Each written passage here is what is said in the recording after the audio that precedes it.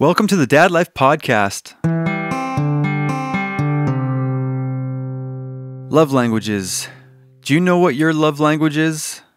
Do you know what they are? There are 5 of them. Words of affirmation, acts of service, receiving gifts, quality time, and physical touch. A few years ago, I started dating this one girl, and she asked me to take the love languages test. And I knew nothing about it, never heard of it before, and I just thought it was so stupid. And I did it anyways. I did it right when she asked, and she really appreciated that I did it. And she said it was important to know each other's love languages, to know what we need and to feel loved. And we weren't exactly the same, but she was really good at giving me what I needed, and I learned what she needed. So we were good in that way. So I went on 5lovelanguages.com and redid my love language test. And here are my scores. The highest, with number 9, is physical touch. 8 is words of affirmation. Then 5 with acts of service.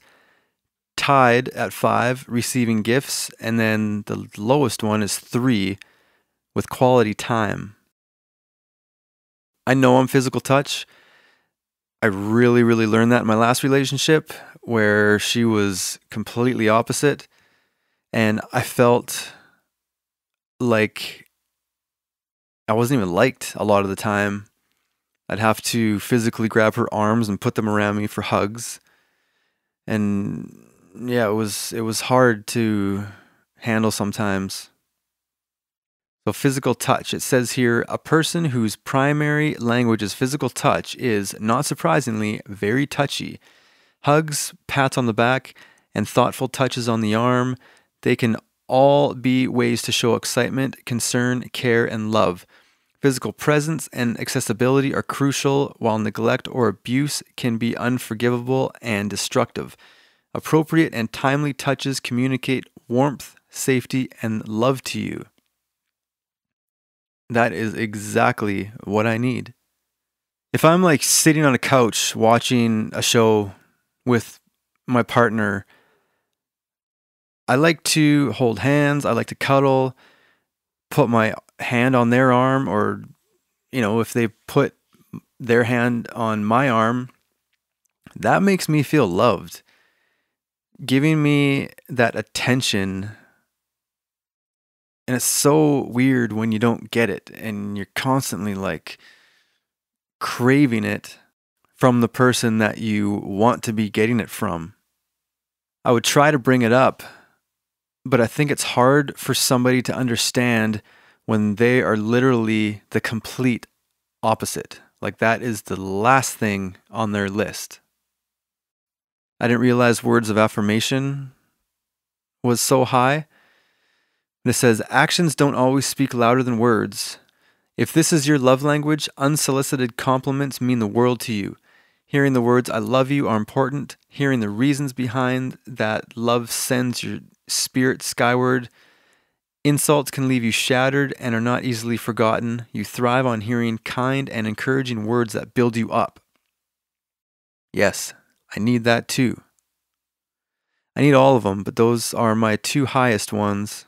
I challenge you to take the love languages test, and really, it could help your relationship.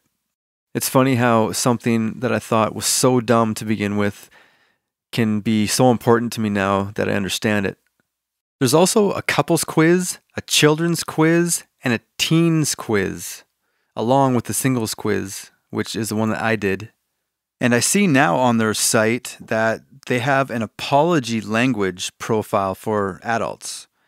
And I did that. And number 1 for me was expressing regret. So when somebody is apologizing to me for something they did, that's when it's the most effective, is when they express regret. The next one is accept responsibility, then genuinely repent, and then make restitution. And the last one on the list is request forgiveness. And I totally agree with that. You can do all of these at 5lovelanguages.com. Check it out. Thank you for listening to this week's episode. Don't forget to subscribe on YouTube at Dadlife Podcast. Follow me on Instagram at Dadlife Podcast and Dadlife Podcast 1 on Facebook and Twitter. I will see you next week.